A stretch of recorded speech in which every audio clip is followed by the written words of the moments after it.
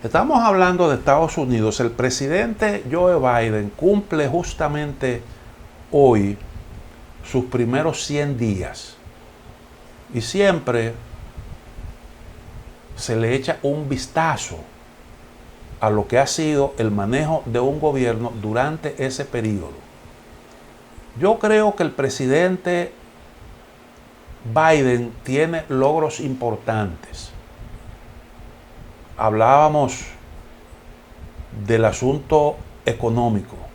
Ese era uno de los, y sigue siendo uno de los grandes retos de su gobierno. Impulsar, sacar la economía, lograr que la economía se dinamice. Y las medidas que ha adoptado, ese plan de que hablábamos, de estímulo bastante agresivo, es el camino correcto. Y su plan para invertir en infraestructura, eso obviamente que va a ayudar a la dinamización de la economía estadounidense. El otro reto era el manejo de la pandemia, que tuvo una buena herencia de Donald Trump. ¿Por qué? Porque Donald Trump empujó correctamente con fondos multimillonarios el desarrollo de vacunas. Y ya cuando finalizaba su mandato, los laboratorios norteamericanos anunciaban el éxito en el desarrollo de sus vacunas.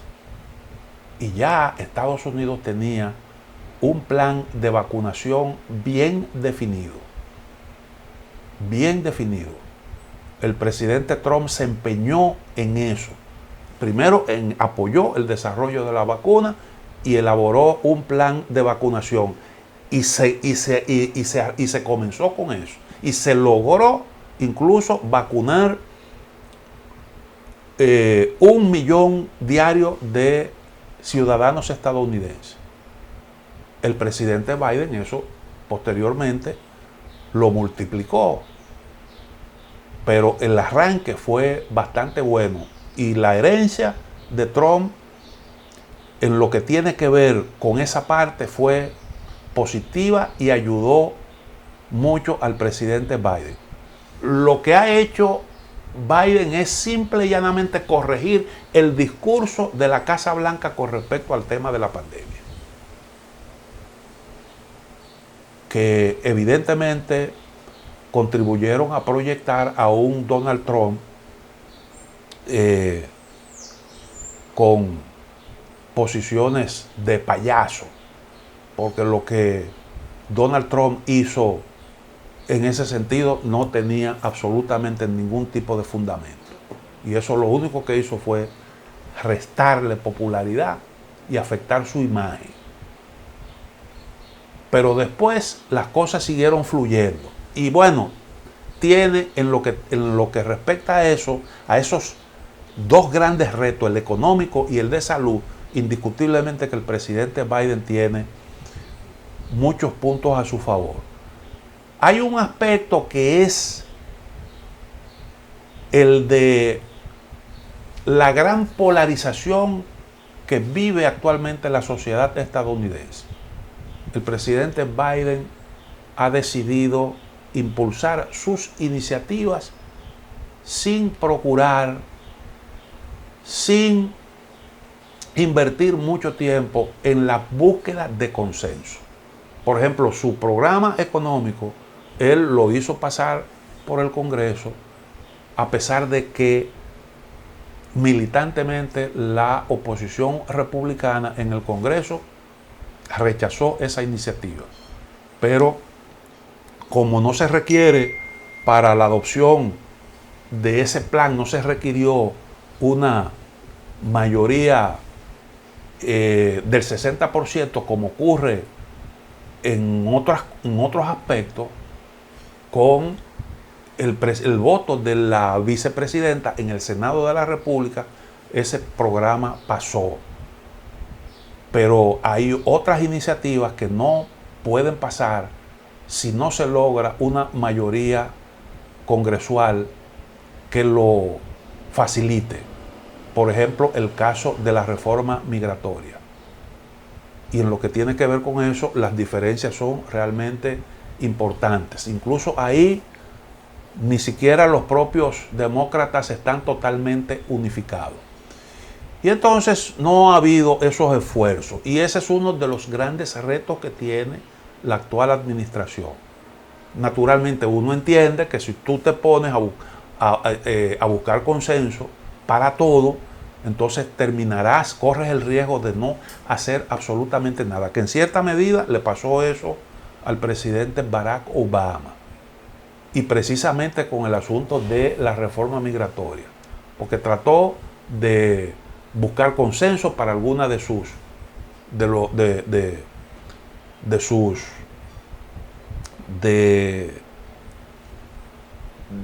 algunos de sus objetivos, trató de lograr consenso, cosa que no pudo lograr.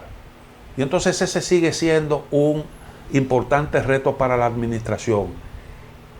Y hay un dato que yo creo que es resaltante, que es importante en todo esto.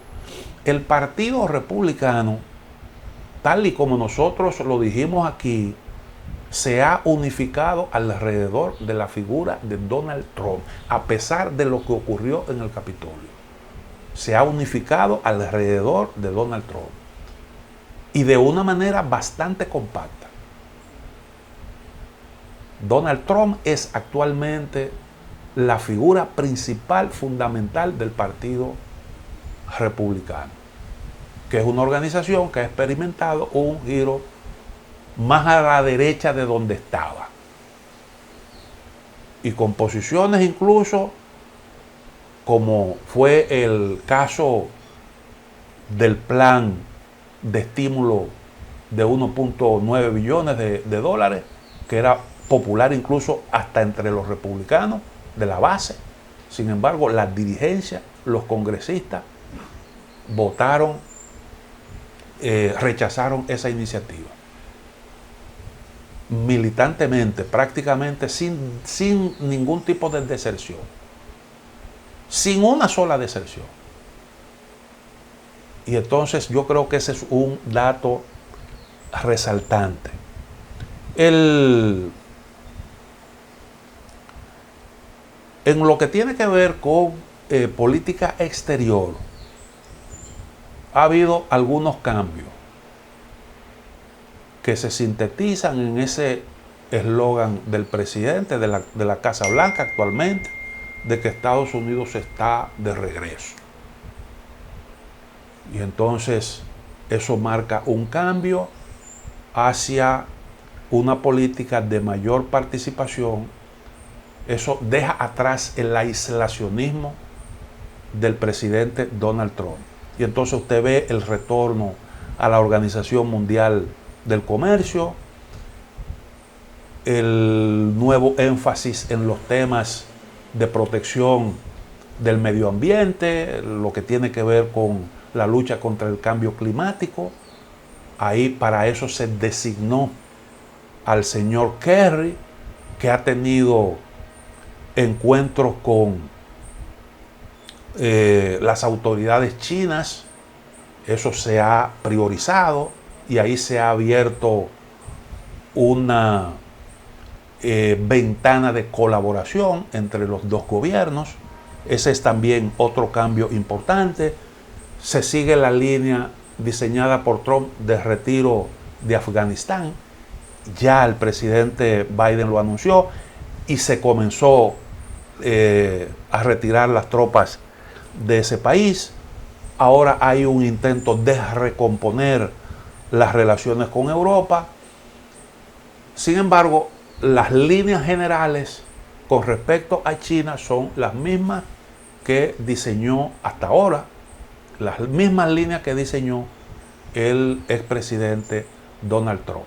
Habría que ver con respecto a Cuba si la línea se mantiene o si habrá un retorno a las políticas que sobre este asunto definió el gobierno de Barack Obama. Es una cuestión que está por verse. Pero esos son, yo creo que las notas resaltantes, lo más destacable en estos primeros 100 días del gobierno de Joe Biden, que ha tenido una gran dificultad, aparte del problema ese de la polarización, que es el tema de los flujos migratorios a través de su frontera sur, que como comentábamos en el día de ayer, es un asunto que se ha tornado de un manejo un poco complicado.